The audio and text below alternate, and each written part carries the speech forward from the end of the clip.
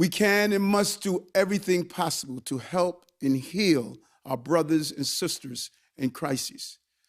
From the very beginning of this administration, I have called for changes and reforms to the way we address serious mental illness in our city. Changes that will support and amplify the good work that so many dedicated people are already engaged in. I thought about this subject on the first day I walked into City Hall. I brought it up in my very first conversation with the governor, and I have directed our city government to do all they can to help those who are suffering from serious mental illness. Tens of thousands of Americans and their families are forced to fend for themselves because we have not devoted the resources needed to provide appropriate mental health care.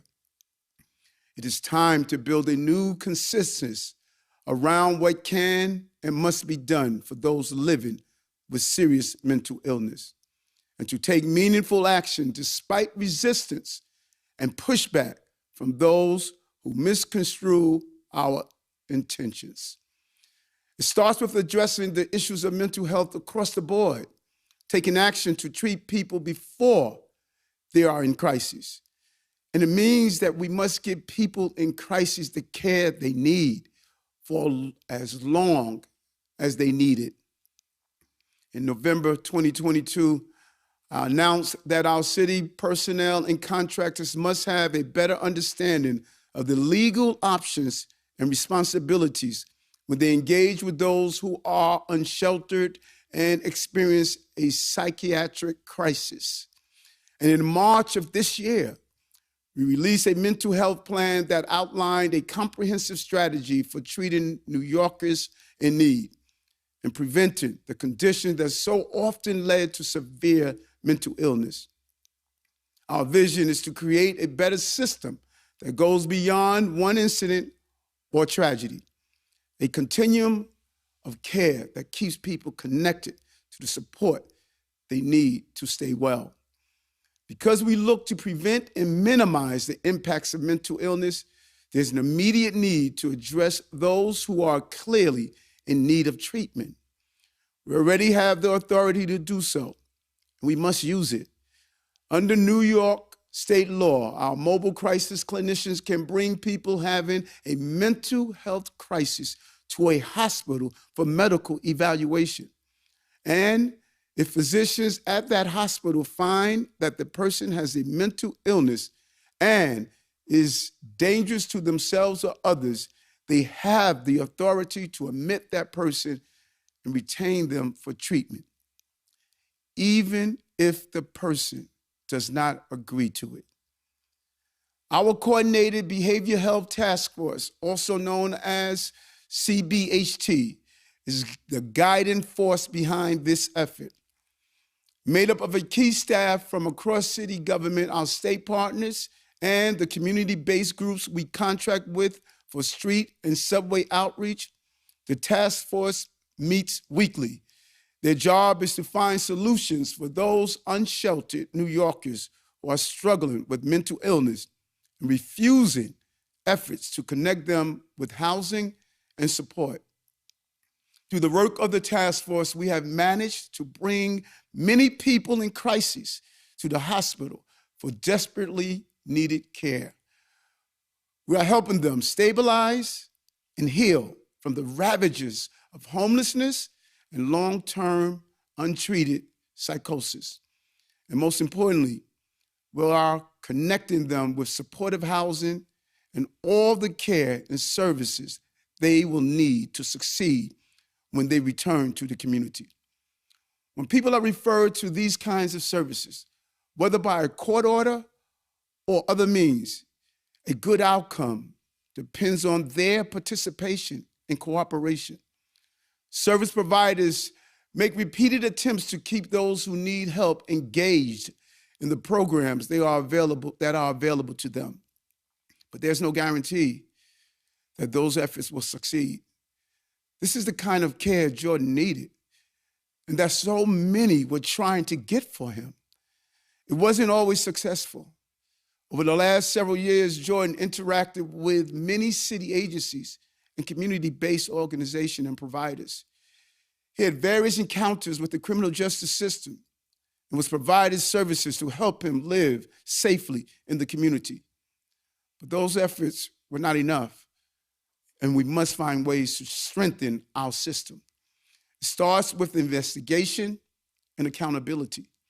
Next week, we will bring together the leaders of the 5 organizations that we contract with to provide homeless outreach services for a summit on improving outcomes for people with serious mental illness. All of us will sit down at City Hall to develop an action plan to ensure accountability when there are missed opportunities to get those in crisis the help they need. We're also opening this discussion up to other stakeholders as well, including our faith leaders. Later today, I'm convening a meeting with a group of our faith leaders to discuss how we can address this challenge together. They are on the front lines of this issue, and we need their help and support. I urge all New Yorkers to do what they can to help other New Yorkers in need by joining up with groups like New York Cares, a volunteering organization that does great work for our city, or the Street Homeless Advocacy Project, an outreach organization founded by my good friend, civil rights leader Norman Siegel. We know that New Yorkers care, and we want our laws to reflect that as well. That is why we are urging our partners in Albany to act on the legislative agenda that I first announced in November, which we have now put forward as a bill entitled the Supportive Interventions Act. This bill addresses a series of flaws and gaps in the New York State mental hygiene law that are making it more difficult to help those who don't know they need help. We see this in one heartbreaking case after another. It's not the fault of those who are suffering. Severe mental illness causes this critical lack of insight, yet the only way they can be helped is through intervention. This is precisely why we need the law on our side. We need the tools to get people into treatment at critical moments when they are simply unable to self-direct. And that is what the Supportive Intervention Act is about. The Supportive Interventions Act will make it clear in the law itself what New York courts have already said and interpreting it. When mental illness prevents a person from meeting their basic needs to such an extent that they are a danger to themselves, the state has the authority to intervene. The bill would also make it crystal clear to our hospitals that a person should not be released from psychiatric care simply because they have calmed down and appear stable in the moment. People in crisis often need extended hospital care to fully recover. This legislation will also strengthen our successful Kendra's Law program, ensuring that court-ordered outpatient treatment is reaching all of those caught in the system's revolving door who need that additional care and monitoring to avoid relapse. We'll be making a major push on this legislation in the remaining weeks of the session. I'm proud of the strong support we have received for it from the folks doing this important work in the trenches every day, such as Bronx Works and Project Renewal. We will be building out the coalition and urgent action from Albany, action that can save lives. I urge our state lawmakers to pass this bill. I urge the governor to increase mental health resources in her next budget as she did in this one. It's time to strengthen accountability, expand services, increase funding, and advocate for a new era of reform and progress in mental health care. We need to be honest. There are more Jordans out there. People who are loved, people in need of compassion, treatment, and protection. People like Jordan. Jordan Neely's life mattered. He was suffering from severe mental illness, but that was not the cause of his death. His death is a tragedy that never should have happened.